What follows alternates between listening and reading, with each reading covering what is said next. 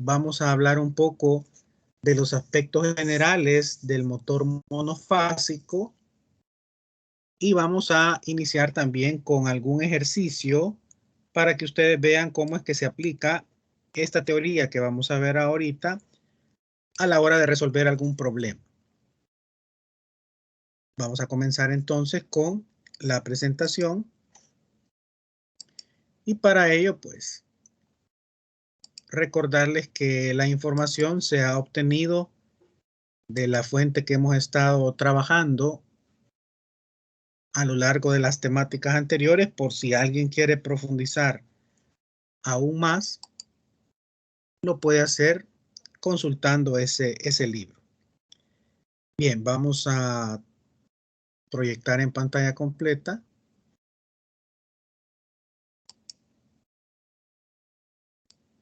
Permítanme un segundo.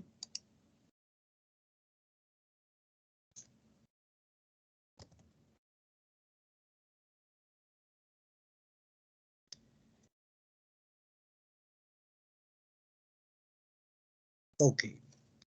En la parte de los motores monofásicos, pues hablábamos un poco con los que tuvieron la práctica la semana pasada. Y estos motores monofásicos típicamente los podemos encontrar nosotros en aplicaciones que no son tan industriales, sino que se utilizan más en el ámbito residencial, se utilizan en el ámbito comercial, por ejemplo, en aires acondicionados, en ventiladores, porque la fuerza como tal que tiene esta máquina para el movimiento mecánico, pues digamos que a nivel industrial es muy limitado. Entonces, para aplicaciones industriales se utiliza la máquina que veremos la próxima semana, que tiene que ver con el motor trifásico. Para comenzar, vamos a iniciar nuestra discusión de este día hablando de un concepto muy importante, y ese concepto es el que nosotros vamos a conocer como deslizamiento. El deslizamiento me va a diferenciar dos grandes categorías de máquinas. Unas máquinas que las vamos a llamar asíncronas cuando tengo desplazamiento, es decir, cuando existe este parámetro, cuando es diferente de cero. Y voy a tener también las máquinas que se les conoce como síncronas, en donde no existe desplazamiento. Entonces es importante tener en cuenta este detalle. El desplazamiento me hace esa división o esa frontera entre máquinas síncronas y máquinas asíncronas. En estas semanas que vienen vamos a estar abordando las máquinas asíncronas. Dicho de otra forma, son máquinas que tienen deslizamiento. ¿Y qué es el deslizamiento? Pues básicamente es una diferencia de velocidades, una velocidad que la vamos a considerar como física o real y una velocidad teórica que debería de tener ese motor con base a las propiedades constructivas. Al hablar de propiedades constructivas me refiero, por ejemplo, al número de polos que tiene esa máquina. Entonces, repito, la máquina como tal va a tener un número de polos y que por fabricación ese número de polos me tiene que proporcionar una velocidad. A esa velocidad le llamamos velocidad de sincronismo. Pero en el caso de los motores asíncronos, si yo le conecto o le coloco una carga mecánica en el eje, él va a girar más lento de lo que debería de girar de acuerdo a su velocidad síncrona de fabricación. Entonces, esa diferencia es lo que nosotros en la práctica vamos a conocer como deslizamiento. Preguntas, comentarios con base a ese primer concepto para ver si se está comprendiendo el concepto de deslizamiento. Sí se entiende. Ok, gracias Douglas. Sigamos entonces.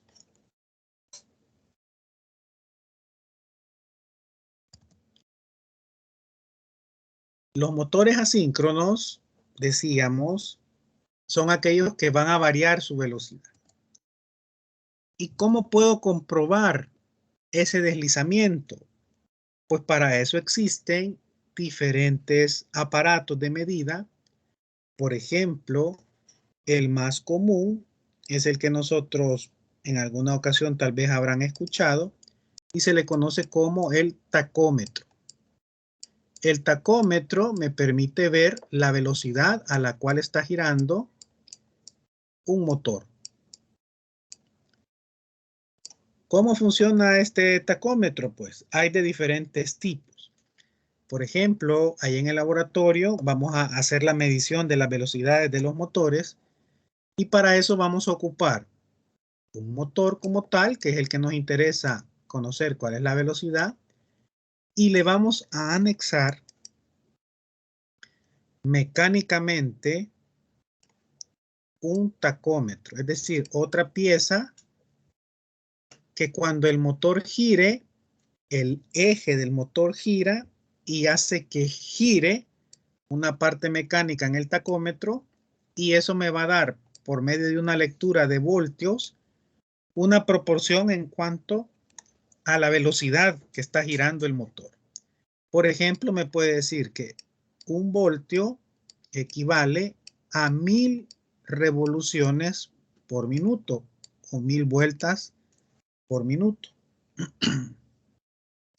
Quiere decir entonces que si, por ejemplo, la lectura que me da ese tacómetro mecánico es de 0.7 volts, perfectamente yo puedo decir entonces que estoy trabajando ese motor a 700 RPM. Es decir, es una proporcionalidad de que un volt significan 1000 RPM. Si me da 2 volts, significa que el motor está girando a 2000 RPM. Ese es un tipo de tacómetro. Y el otro tacómetro, que es el que típicamente se encuentra uno en la industria, en el eje del motor se pone una cinta reflectiva y por medio de óptica, el tacómetro es capaz de ver cada vez que gira el eje, va a ir pasando esa cinta reflectiva por el lente, digámoslo así, del tacómetro. Claro, si yo tengo una velocidad muy lenta, con mis propios ojos yo puedo ver cuando pasó una vez, la siguiente vez, la tercera vez, esa cinta en el eje. Repito, cuando la velocidad es muy, muy lenta. Pero si ya tengo 1000 revoluciones, es decir, una velocidad relativamente rápida, el ojo humano ya no va a ser capaz de ver cuántas veces ha pasado esa cinta reflectiva, esta. A esa velocidad nosotros vamos a ver con nuestros ojos que básicamente la cinta está permanentemente ahí, porque es una velocidad muy rápida. Pero el dispositivo óptico del tacómetro sí es capaz de ver cuándo pasa una vez la cinta, cuándo pasa la segunda vez y con eso determinar la velocidad. ¿A qué estamos? ¿Por qué les estoy mencionando esto? Porque el deslizamiento, que dijimos que es un parámetro muy importante, yo lo puedo determinar entonces por medio de N1. ¿Quién es N1? Es la velocidad de sincronismo. ¿Qué quiere decir que es la velocidad de sincronismo? Es la velocidad para la cual el motor ha sido diseñado por sus características constructivas. Pero si yo le coloco carga en el eje, esa velocidad teórica, esa velocidad calculada, esa velocidad medida en vacío, por ejemplo, sin carga en el eje, se va a variar y voy a obtener esta otra velocidad que la vamos a conocer como la velocidad de giro del motor. Es decir, lo que realmente está sucediendo ya en la práctica. Puedo medir entonces esos parámetros y con base a ello determinar ese deslizamiento. Lo puedo hacer típicamente en revoluciones por minuto o también se pueden realizar mediciones en radianes por segundo si es que usted va a trabajar con la velocidad angular omega. Preguntas, comentarios hasta acá.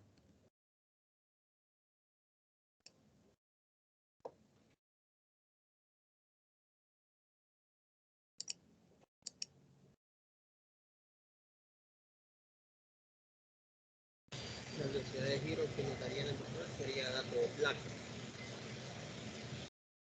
Lo último no se lo escuché, Isaac. ¿Sería qué me dice la velocidad de giro que da el motor?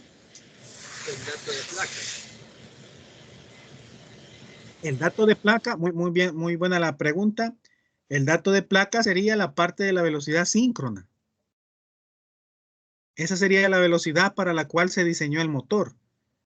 Pero si yo lo sobrecargo, por ejemplo, mecánicamente hablando, esa velocidad no se va a lograr llegar a esa velocidad. Voy a tener una velocidad más lenta. Esa sería la velocidad de giro del motor. Y la velocidad síncrona sería el dato de la placa.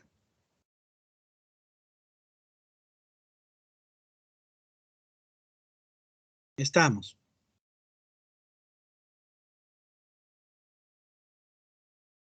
Ok. Bien, sigamos entonces. Ya confirmó ahí José Isaac.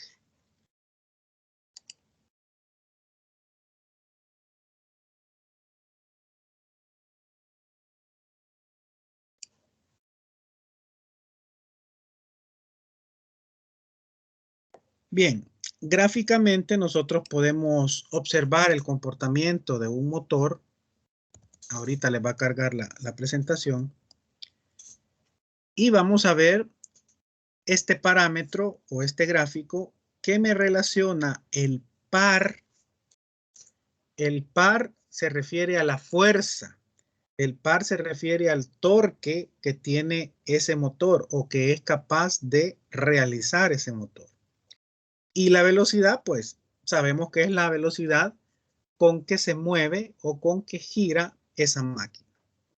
Ahora bien, acá tenemos básicamente tres gráficas en donde nos vamos a concentrar en la gráfica azul, que sería el resultante de combinar esta gráfica verde que se refiere al torque o al par que me da en la dirección de directa, se le llama, en la dirección de giro directa, y este otro torque que me lo da en la dirección de giro inversa o contraria. Entonces, estos dos fenómenos se van a presentar en un motor eléctrico. Al final, para fines prácticos, a nosotros no nos interesa tanto cuánto es la parte inversa y cuánto es la parte directa, sino que lo que nos interesa es cuánto es el par resultante, porque eso es con lo que yo voy a poder contar para realizar la aplicación. ¿Qué implica eso entonces? Implica que, por ejemplo, si me ubico en el origen del plano, el motor está en reposo total, por lo tanto, no tengo velocidad, porque está en reposo, y tampoco tengo torque o par, es decir, no tiene fuerza el motor. A medida yo aumento la velocidad, en el eje horizontal tengo la velocidad, y aumento también el torque, se me va a ir creando esta gráfica azul que decíamos que es el resultante, en donde yo voy a poder observar que si en el torque yo le pongo mucha carga al motor, eso va a repercutir en que la velocidad va a ser menor que la que debería de ser. Recordémonos que, como bien nos decía el compañero, la que debería de ser es la que trae en la placa el motor. Si usted lo pone a trabajar bajo esas condiciones que me dice la placa, esa va a ser la velocidad. Pero en la industria típicamente cambian alguna pieza, le exigen un poco más al motor.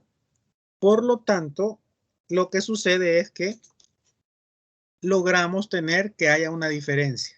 Y cuando está esa diferencia, surge el famoso desplazamiento o deslizamiento, que es la palabra más utilizada, el deslizamiento, y por ende hay ya una diferencia entre la velocidad que tuvo que ser, que venía en la placa, versus la velocidad que es en condiciones reales.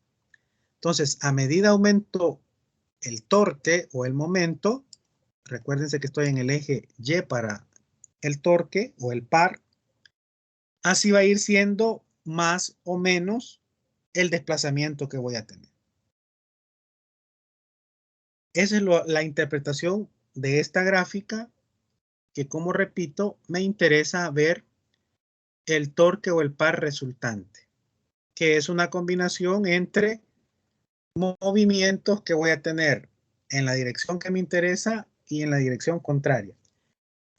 Solo recuérdense, por ejemplo, que si yo tengo una fuerza de acción en esta dirección, siempre va a estar asociada a una fuerza de reacción de la misma magnitud, pero en dirección completamente contraria.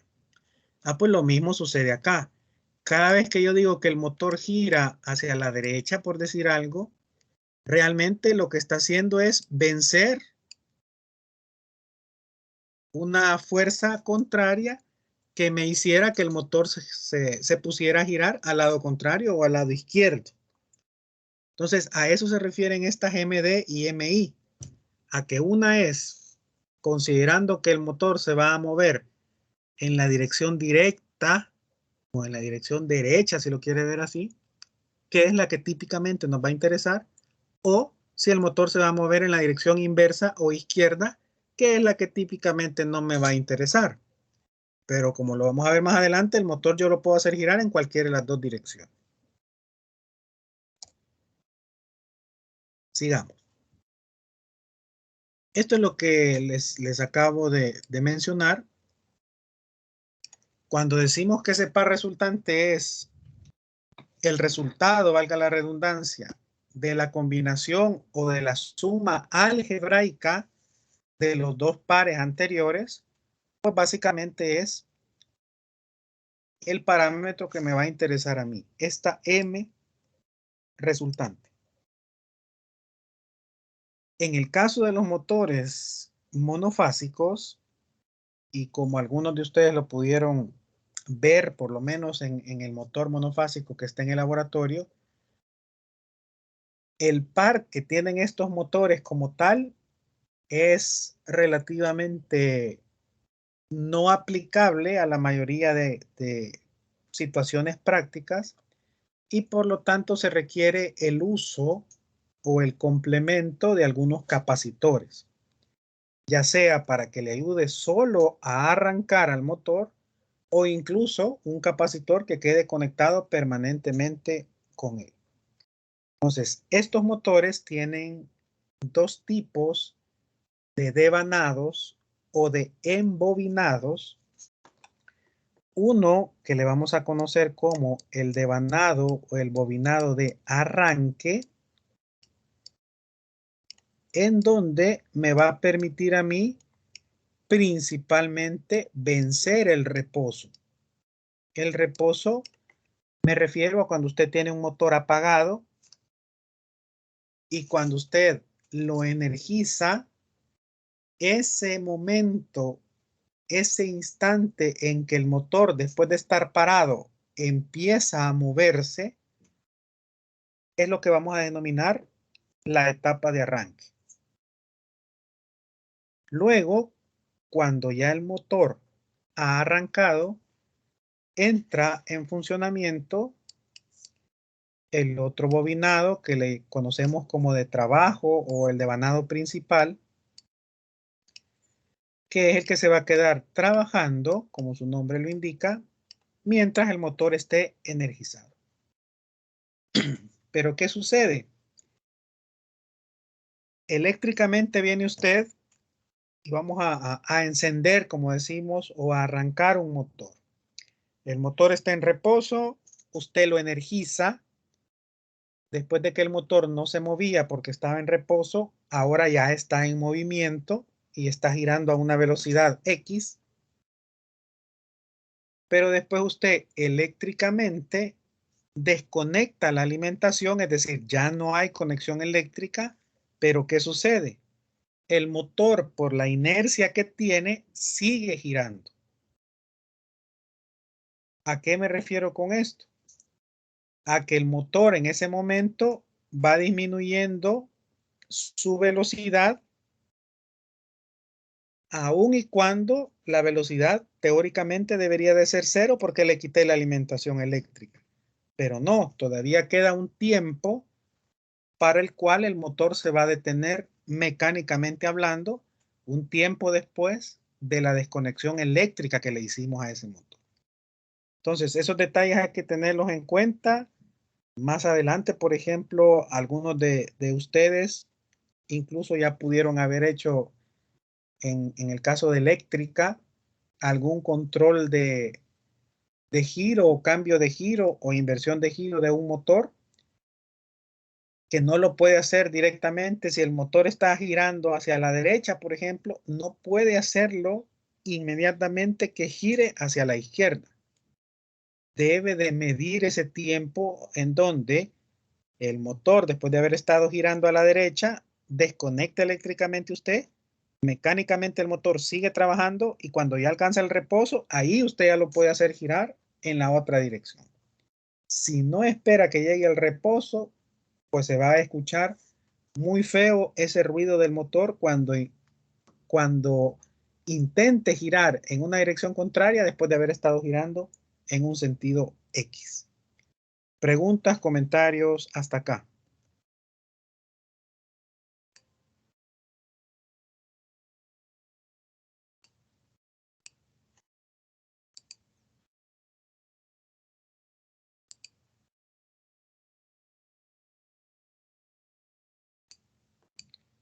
¿Algún comentario, alguna pregunta?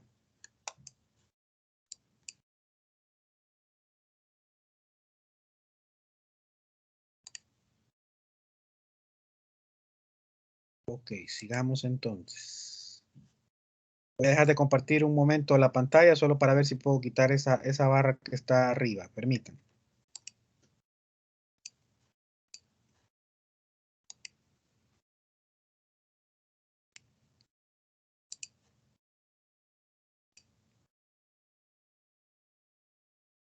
Ok.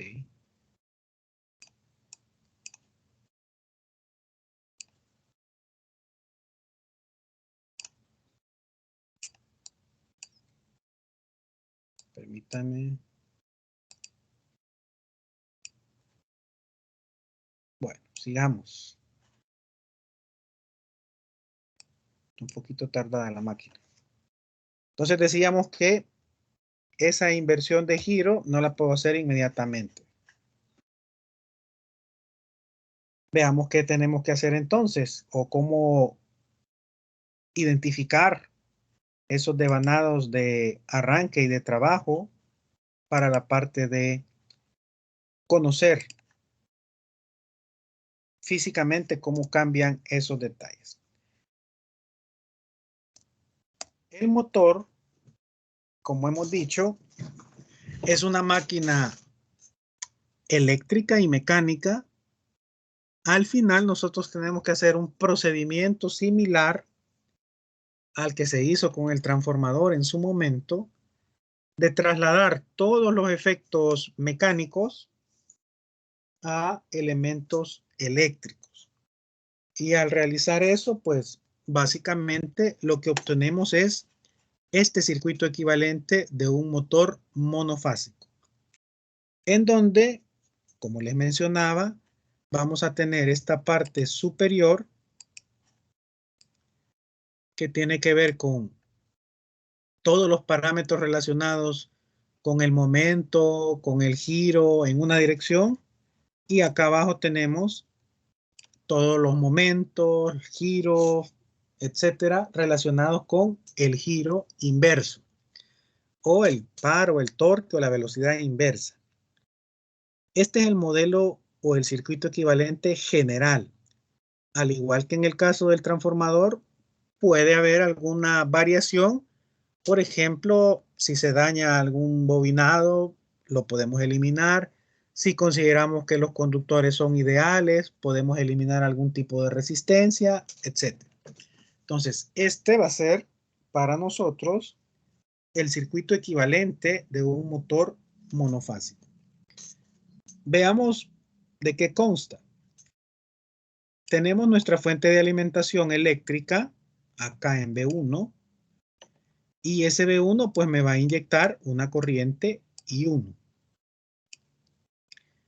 Luego vamos a tener una resistencia que me va a representar la resistencia de los conductores, pero si se fijan la estoy dividiendo entre dos. ¿Por qué? Porque la mitad la voy a asociar a este fenómeno directo y la otra mitad la voy a asociar al fenómeno izquierdo o inverso. Acá tenemos R1 entre 2, tanto para la resistencia como para la reactancia. Luego voy a tener también pérdidas en el hierro, en el caso directo, y pérdidas en el núcleo o en el hierro, en el caso inverso. También voy a tener una reactancia relacionada con el núcleo, la parte mecánica. Recuérdense que esta parte en negro, en color negro, me representaba la parte mecánica tanto en el transformador como en este caso en el motor. Y algo que debemos de recordarnos también es que en este caso ocuparemos también esta comilla para representar que hay parámetros que se han reflejado o relacionado del estator con el rotor. Ya vamos a ver en detalle eso.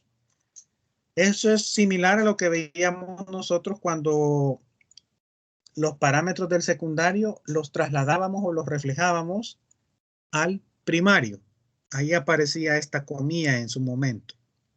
Entonces, en este caso ya vamos a ver cómo esta relación entre estator, que es la parte fija del motor, y el rotor, que es la parte móvil, se me relaciona. Ahorita vemos esos detalles. La R1 la vamos a asociar nosotros a la parte del estator. Recordando que un motor eléctrico, lo voy a representar aquí abajo, pues va a tener una parte fija, que sería el estator, en donde yo voy a tener una serie de ranuras, en donde van a estar alojadas las bobinas, y voy a tener otra parte, que es la parte móvil, que se le conoce como el rotor, que va a estar acá. Entonces, todo lo que usted vea que tiene su índice 1 está haciendo referencia al estator. Y todo lo que tenga el 2 va a estar haciendo referencia al rotor. Al rotor. ¿Qué implica eso? Que, por ejemplo, esta R'2 y esta X'2 no es más que la resistencia del rotor reflejada hacia el estator. Y la X'2 sería la reactancia del rotor reflejada o trasladada al estator. De ahí es donde surge este circuito equivalente para el motor monofásico que nosotros vamos a utilizar. Esto, repito, es el diagrama, el circuito general. Bajo algunas condiciones, pues algunos elementos se van a poder ir eliminando. Entonces, solo para que nos quede claro, aquí vamos a tener la resistencia del rotor, pero como tiene la comilla, sabemos que va a ser reflejada hacia el estator. Veamos entonces un poco más lo que les mencionaba con respecto a una de las características que típicamente nos vamos a encontrar con estos motores. El par de arranque que tienen estos motores es prácticamente nulo. Es decir, no tienen fuerza para poder arrancar, es decir, para poder vencer el reposo. Caso contrario, vamos a ver más adelante con los motores trifásicos que al tener alimentaciones de voltaje más elevadas, pues básicamente vamos a tener un par de arranque no nulo. ¿Qué implica esto? Que básicamente necesitamos hacer algunos arreglos o algunos cambios para poder aprovechar al máximo este motor monofásico. Uno de esos cambios para ayudarle a vencer el reposo, es decir, para ayudarle a arrancar, es lo que nosotros vamos a conocer como los motores con arranque por condensador. Como repito, aquellos que hicieron la práctica de motores la semana pasada, pues vieron que estaba el motor y en la parte superior, para el caso de los motores con los que se trabajan en la universidad, están los capacitores. Tengo dos tipos de capacitores. Ahorita nos vamos a enfocar en el capacitor que le sirve para arrancar al motor. Entonces veamos qué sucede.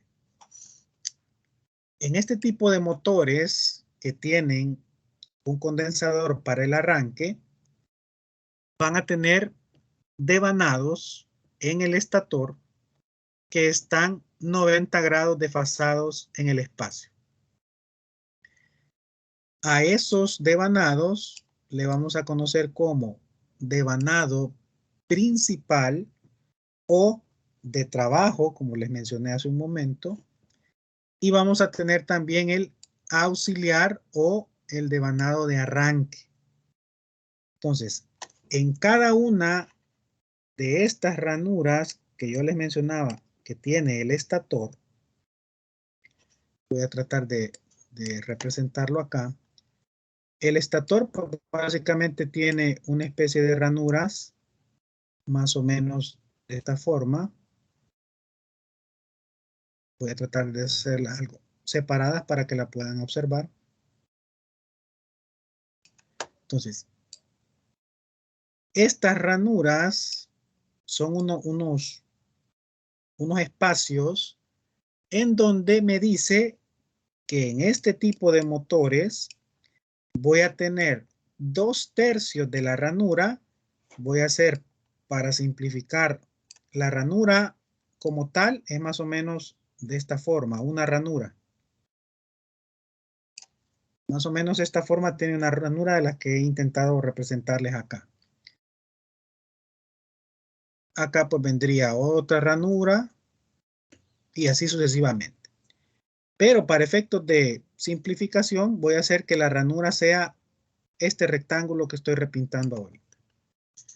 En este tipo de motor, 2/3 de la ranura, digamos que aquí tengo un tercio, aquí tengo el otro tercio, 2/3 de la ranura, estamos hablando si fuera en la ranura original, digamos que más o menos esto, 2/3 de la ranura va a utilizar el devanado de trabajo o el devanado principal. Es decir, que la mayor cantidad de conductor eléctrico que voy a tener en un motor se refiere a la parte del trabajo, a aquellos devanados o aquellas bobinas que van a quedar conectadas permanentemente mientras el motor esté en funcionamiento. Y el otro tercio porque recuérdense que 2/3 serían para el de trabajo y el otro tercio, que llegaría hasta acá más o menos, se refiere a los devanados de arranque. ¿Por qué les menciono que llega hasta acá? Porque recuérdense que por acá va a estar el rotor, que es la pieza cilíndrica que va a estar girando. Es decir, aquí hay un pequeño entrehierro. Y oiga bien, que como máximo rondará los 2 milímetros como máximo. No, porque en la mayoría de motores ese entrehierro es mucho más pequeño. Voy a tratar de hacer acá un poco más grande. Supóngase este es el estator y este es el rotor. Imagínense que es cilíndrico. Esta longitud, esta distancia del entrehierro, así como analizábamos los circuitos magnéticos cuando había un entrehierro, esa distancia tiene que ser lo más pequeño posible, de tal forma que permita que el rotor se mueva y no raspe o no friccione con el estator. ¿Por qué tiene que ser tan pequeño ese entrehierro? Porque recuérdense que la reluctancia que tendríamos nosotros en el aire, porque ese sería espacio de aire, pues básicamente me va a generar una reluctancia muy alta y por lo tanto voy a tener un montón de pérdidas o voy a tener que demandar mucha más corriente para poder hacer girar a ese rotor. Entonces, repito, la distancia del entrehierro entre el rotor y el estator fácilmente es menor que 1 milímetro. Preguntas, comentarios hasta acá.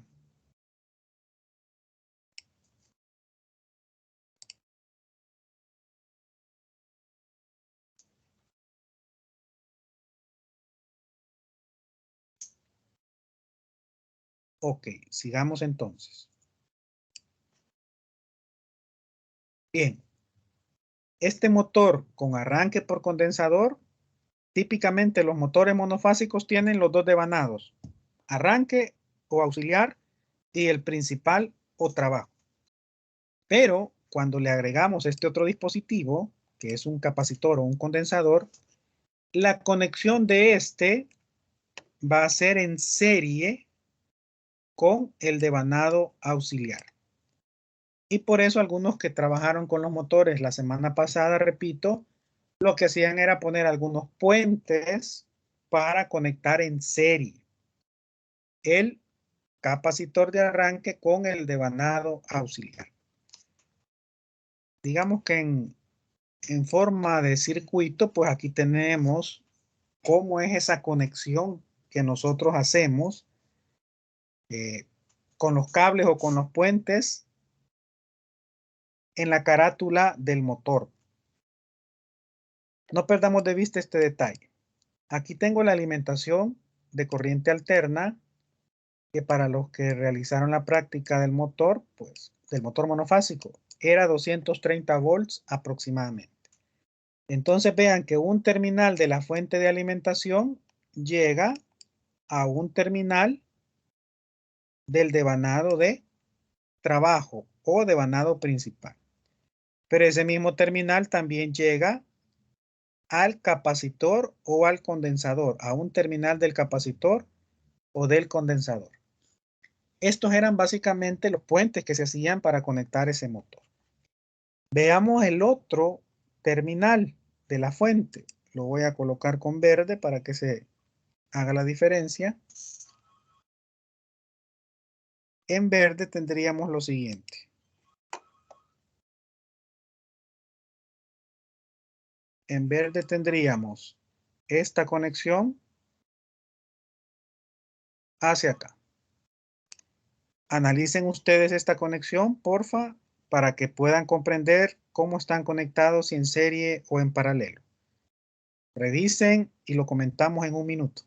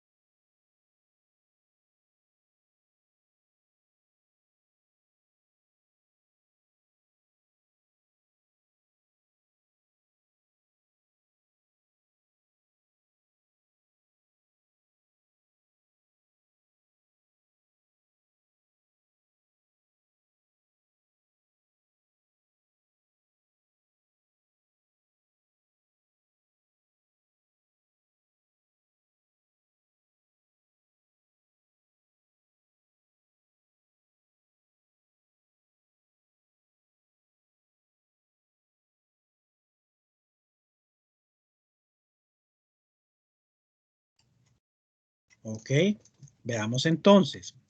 Debemos de ser observadores y darnos cuenta que el otro terminal de la fuente viene a dar al otro terminal del devanado de trabajo. ¿Por qué? Porque recuérdense que ese devanado principal o devanado de trabajo siempre va a estar conectado mientras el motor esté energizado. Pero además, ese mismo terminal viene a dar, ese mismo terminal de la fuente viene a dar al otro, bueno, a uno de los terminales del devanado de arranque o devanado auxiliar. Por medio del capacitor, voy a colocar el color azul otra vez. Por medio del capacitor, el primer terminal que analizábamos, pongamos el terminal 1 de la fuente, me energiza ese devanado de arranque o devanado auxiliar. ¿Qué va a pasar? Cuando el motor alcanza su velocidad síncrona, cuando lo estamos trabajando principalmente en vacío, pues existe un interruptor, que es un interruptor centrífugo, que automáticamente me va a desconectar la parte del capacitor y la parte del devanado auxiliar. Eso con el propósito de que al final solo se quede trabajando, valga la redundancia, el devanado principal o el devanado de trabajo. Preguntas, comentarios con respecto a este esquema de conexión relativamente sencillo para comprender cómo es esa interacción entre devanado principal o de trabajo, devanado auxiliar o de arranque y el condensador.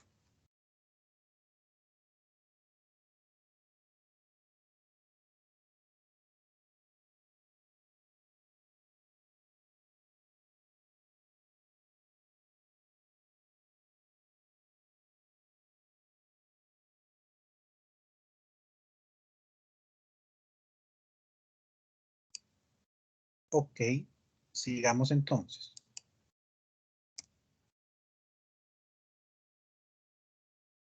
Aquí un poco en detalle qué es lo que sucede cuando hablamos de que están desfasados 90 grados.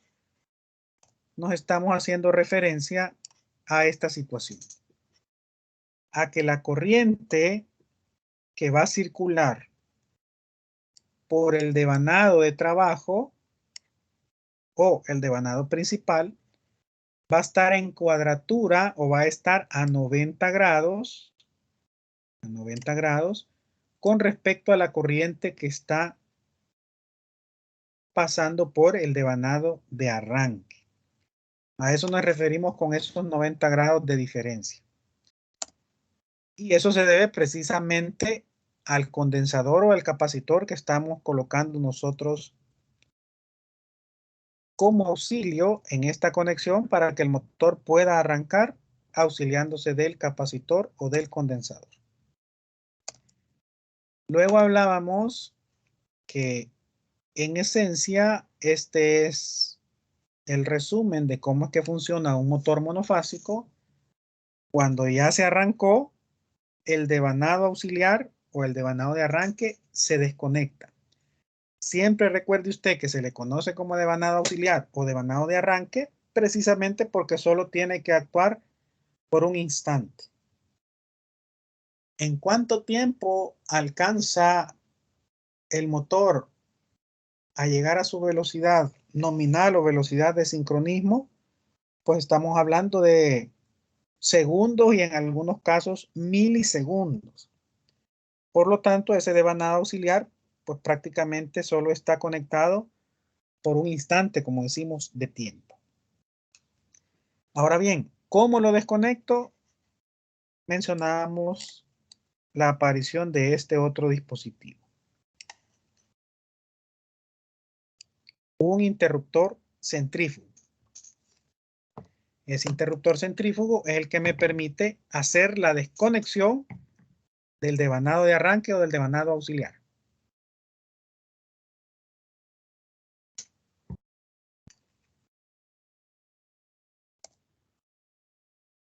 preguntas, comentarios con respecto a ese primer tipo de conexión, que sería un motor monofásico agregándole un capacitor o un condensador para el arranque.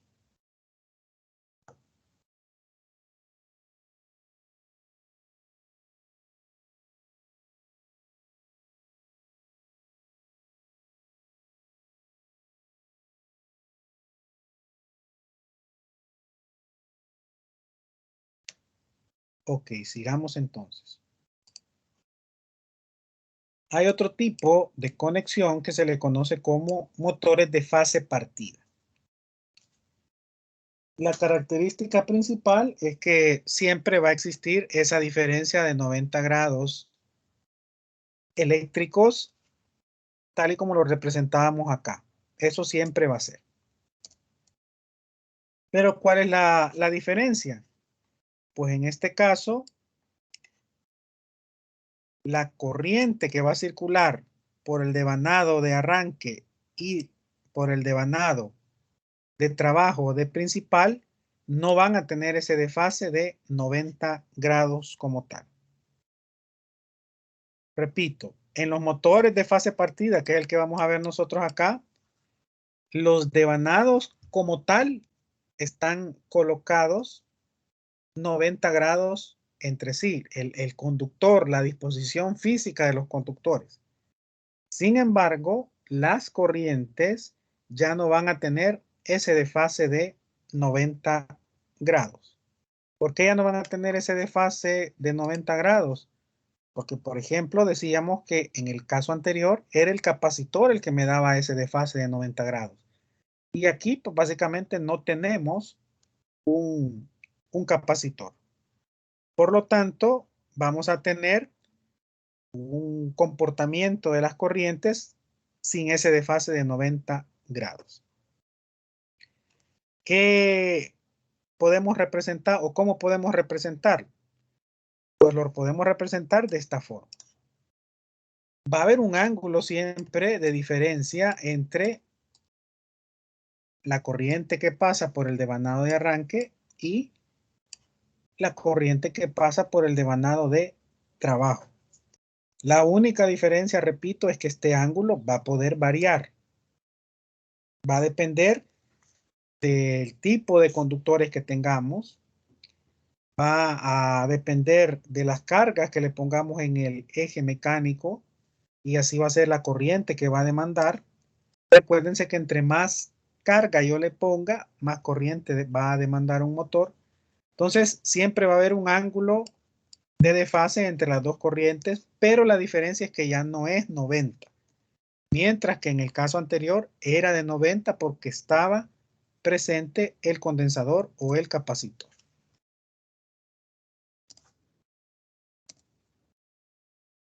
Veamos entonces un pequeño ejemplo de cómo podemos relacionar estos conceptos que hemos mencionado a lo largo de la sesión en un ejemplo de ejercicio que podríamos evaluar para este tipo de motor.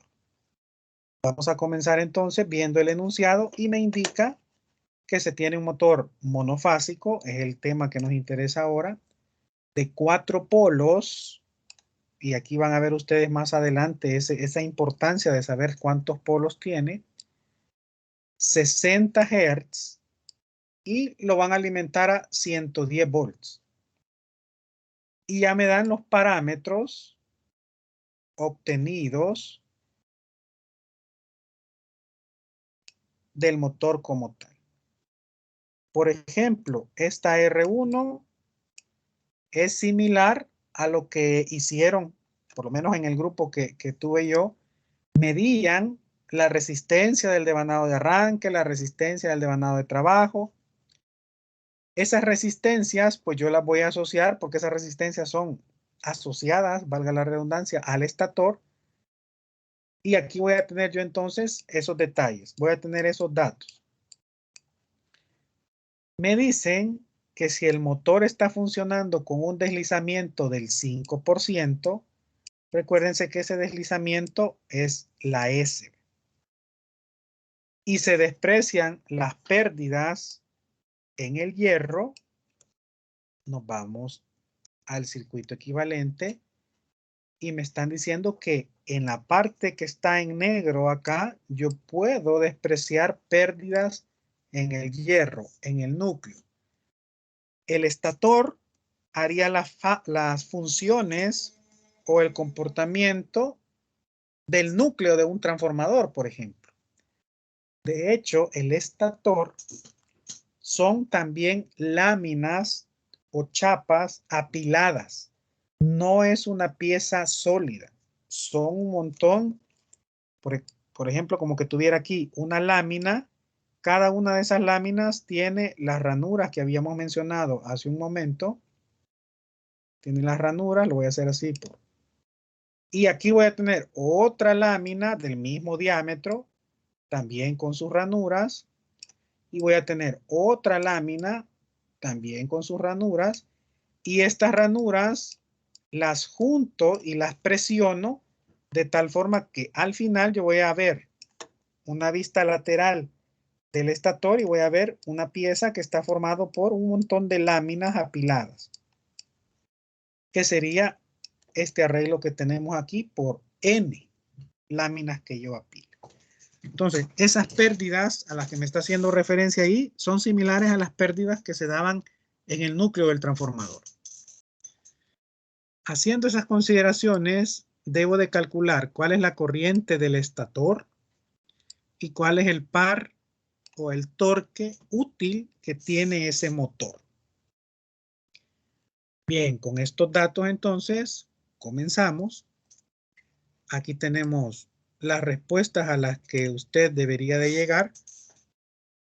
Esto es por si alguien no se conectó, por ejemplo, a la sesión de hoy y quiere investigar por su cuenta cómo realizar este ejercicio, pues perfectamente puede buscar otras fuentes de información y ver si llega a las respuestas que hemos planteado acá. Desarrollémoslo nosotros con el método que se plantea en esta fuente de información. Tenemos también, como bien mencionaba hace un momento un compañero, debo de tener datos de placa. Sí, los datos de placa, por ejemplo, me van a incluir F, me van a incluir B. Muchas veces ya me ponen la velocidad, sin embargo, me pueden colocar los polos. Ya vamos a ver que hay una relación directa entre polos y velocidad. Entonces aquí tengo básicamente otros datos adicionales que se deducen del enunciado.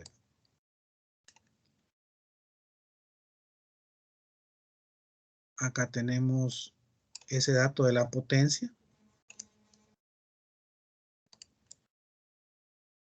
Que se pierde en la parte mecánica como tal.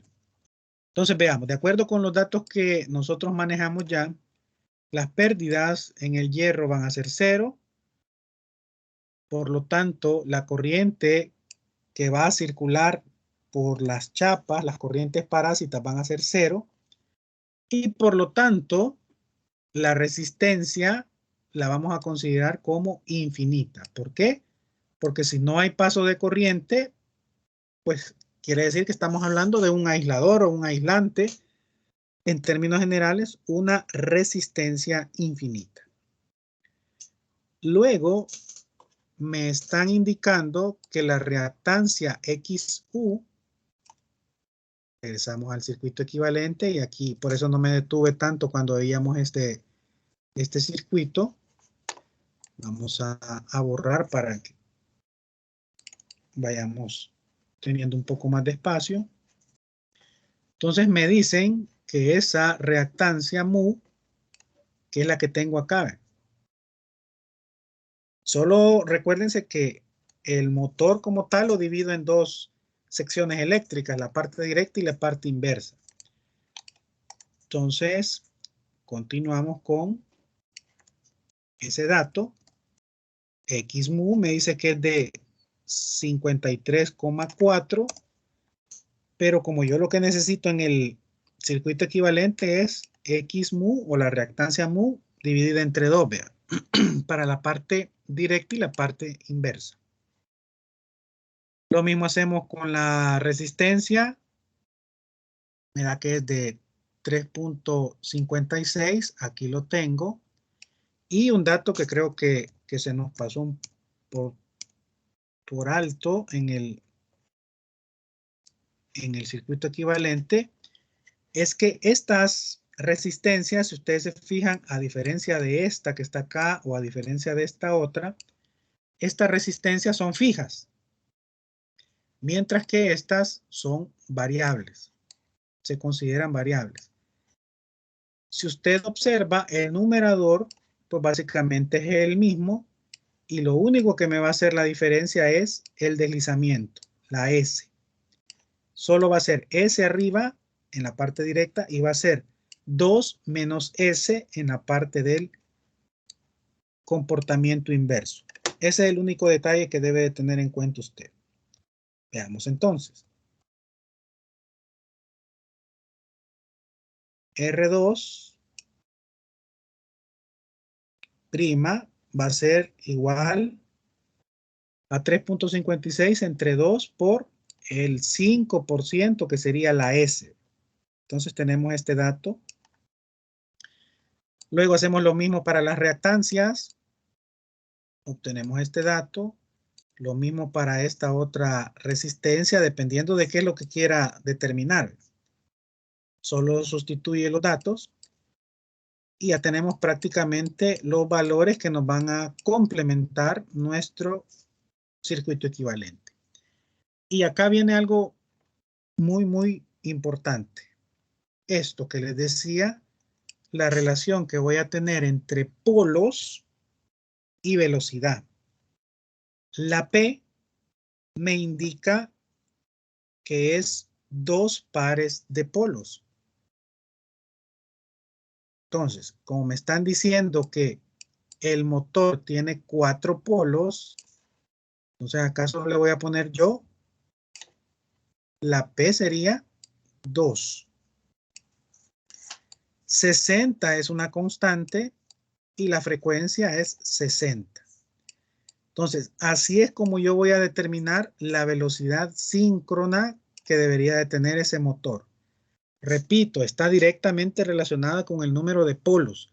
Y el número de polos, a su vez, es un dato que ya viene de fábrica del motor en el momento que lo construyeron. Entonces, aunque no me digan la velocidad de este motor, yo la puedo calcular teniendo la frecuencia a la cual va a estar trabajando y teniendo el número de polos o el número de pares de polos, porque son dos cosas diferentes. ¿Qué quiere decir entonces? Que este motor debe de estar girando a 1800 RPM. Esa sería la velocidad de sincronismo. Si a la hora de que yo le coloque un tacómetro no logro esa velocidad de 1800, quiere decir que tiene deslizamiento.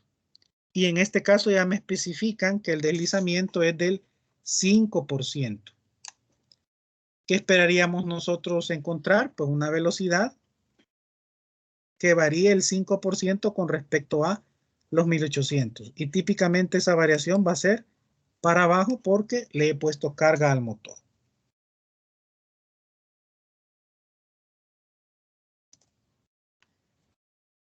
Bien, redibujando el circuito equivalente, tendríamos nosotros este arreglo que estamos viendo en este momento. No perdamos de vista que son como dos grandes bloques, la parte directa y la parte inversa.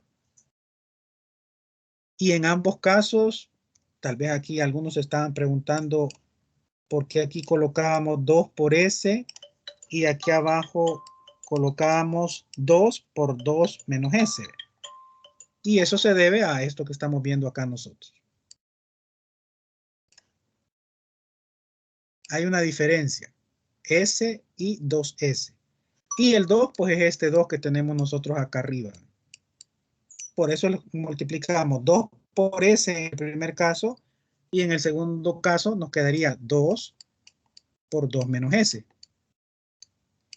Y en el primer caso, este 2, repito, este 2 es el que baja y por eso me queda 2S. ¿Qué tenemos de simplificación? La RFE. La RFE, ¿de cuánto dijimos que era? Dijimos que era infinita. Entonces, si es infinita, no hay paso de corriente. Yo perfectamente la puedo quitar del circuito equivalente para no complicarme. Vean, lo único que he hecho es quitar esa RFE. De tal forma que el circuito se me reduce a eso que estamos observando en pantalla en este momento. Estos datos que aparecen en el circuito equivalente, pues básicamente ya los tenemos. Recordar, y hago hincapié en esto porque va a depender de los datos del problema que estemos resolviendo. Este es el formato o este es el circuito equivalente general. Pero si tenemos algunas características como esta que estamos viendo en este ejercicio, podemos simplificarlo y nos queda de esa manera. Hemos quitado las resistencias FE.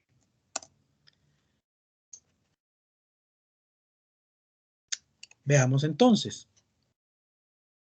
Ya hemos hecho esa simplificación y quedamos con el último circuito equivalente. Como sabemos que el deslizamiento es del 5%, yo perfectamente puedo calcular una impedancia de la parte directa y esa impedancia pues básicamente va a ser la R directa o la resistencia directa más la reactancia directa. Acuérdense que la reactancia tiene que llevar siempre la J porque es la parte imaginaria de la impedancia. Veamos entonces cómo determinamos esa RD.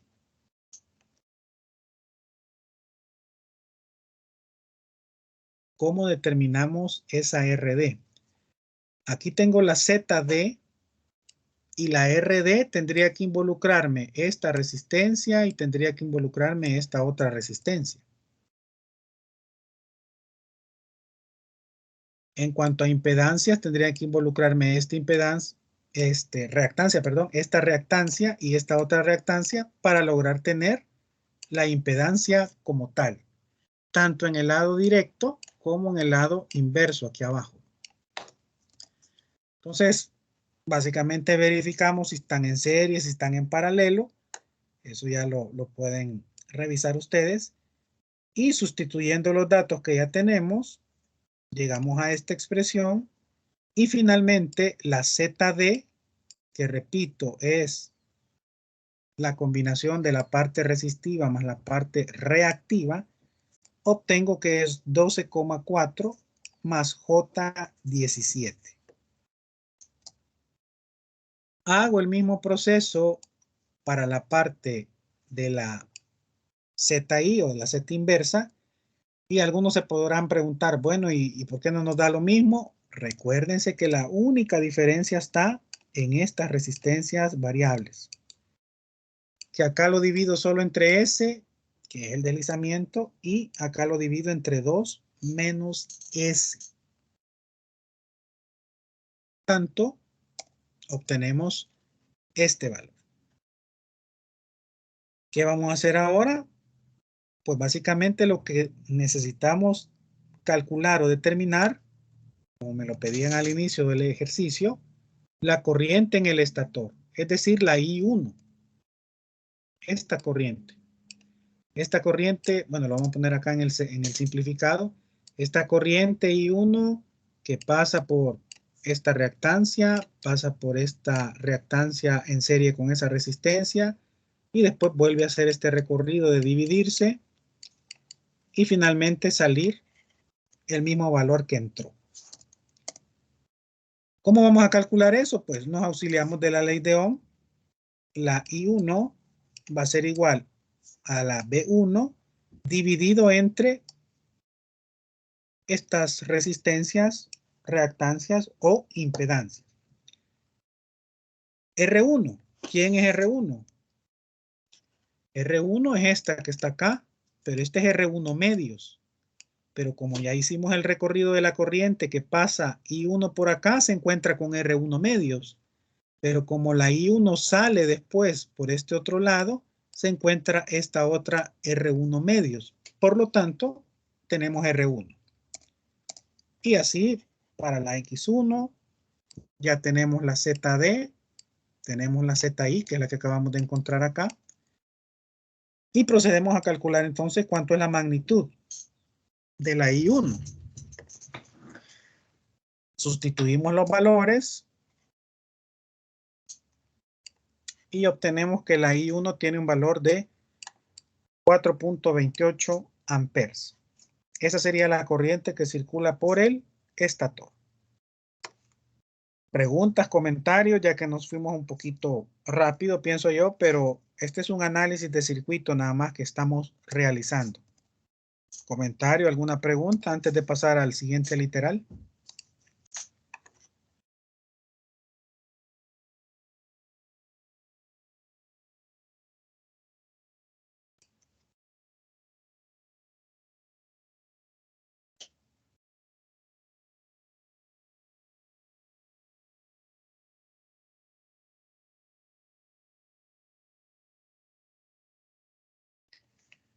Ok, gracias Douglas. Sigamos. El otro dato que me piden de este motor es saber de cuánto es el par o el torque, le llaman también algunos, de este motor. Pero el par útil, es decir, bajo las condiciones con las cuales está funcionando ese motor. Sabemos que las condiciones van a depender de la carga que nosotros le pongamos en el eje al motor. Y esa carga también influye en el deslizamiento, y en este caso el deslizamiento ya lo tenemos. Por lo tanto, vamos a hacer lo siguiente. La potencia de este motor básicamente va a ser la resta del comportamiento que tenemos en directo menos el comportamiento que tenemos en inverso. Y aquí nos vamos a auxiliar de la fórmula de I cuadrado por R en términos generales. Nada más que ahora nosotros sabemos que vamos a tener que relacionarlos con los parámetros del circuito equivalente. Entonces, aquí tengo la I cuadrado y aquí tengo la R. Tengo la I cuadrado y tengo la R. Solo recuérdense que esto correspondería a la parte de directa. Tengo la parte D, solo divido entre S. Lo otro corresponde a la parte inversa, divido entre 2 menos S. Todos estos datos ya los tenemos. Por lo cual, precisamente yo puedo hacer lo siguiente. Como sabemos que la resistencia es infinito, por lo tanto, yo puedo relacionar o sacar como factor común esta I que tenemos acá separada, pues prácticamente yo puedo decir y trabajar con la I del estator que acabamos de determinar y sacarla como factor común, porque tanto en la parte directa como en la parte inversa va a circular la misma corriente I. Siendo ese el caso, pues la potencia total, ya no separadas por inverso y directo, sino que la potencia resultante va a ser I cuadrado, I1 al cuadrado por la resta de las dos resistencias. Por lo tanto, esta I, 4.28, que es la que acabamos de calcular, multiplicada por la resistencia. Y con eso vamos a tener una relación en donde puedo calcular el par o el momento o el torque siempre y cuando yo conozca esa potencia que acabamos de determinar. Y además sepa cuál es la velocidad. Pero vean que aquí está la fórmula directamente en radianes por segundo. Pero perfectamente nosotros lo podemos trabajar también en RPM, que es el dato que ya tenemos. Y que calculamos a partir de el número de polos, 1800 RPM. Con eso hacemos este primer cálculo. M va a ser igual, sustituimos valores, solo presten atención en este 1800 y resulta en 1.12 newton metros. Pero ¿qué pasa? Recuérdense que 1800 sería la velocidad a la cual estaría girando idealmente ese motor. Aquí en esta fórmula, repito, hemos utilizado 1800 RPM, pero no está girando a 1800 RPM. Ya me dijeron que tiene un 5% de deslizamiento. Entonces debo de incorporar ese 5% del deslizamiento para obtener cuánto se está perdiendo del torque o del par ideal por ese efecto del deslizamiento. Recuerde que el deslizamiento se da porque yo le puse una carga mecánica en el eje al motor y esa carga mecánica adicional que yo le puse hace que gire más lento con respecto a la velocidad de sincronismo que debería de tener. Entonces al final, este es el par o el torque que se pierde o que no aprovecho útil o de manera útil porque este torque lo estoy desperdiciando, llamémoslo así, por el hecho de que le puse mucha carga al motor y este a su vez ya no está girando a la velocidad de 1800 RPM.